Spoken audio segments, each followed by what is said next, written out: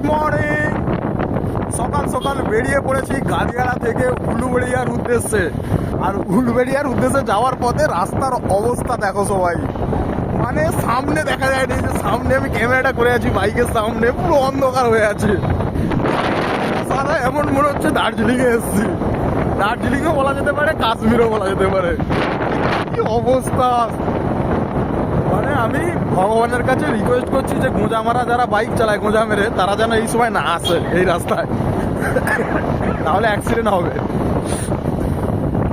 তবে দেখতে অসাধারণ লাগছে রাহুল।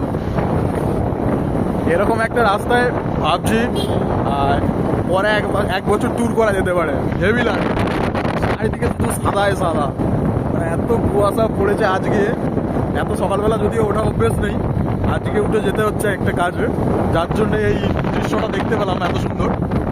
অপূর্ব লাগছে, অপূর্ব।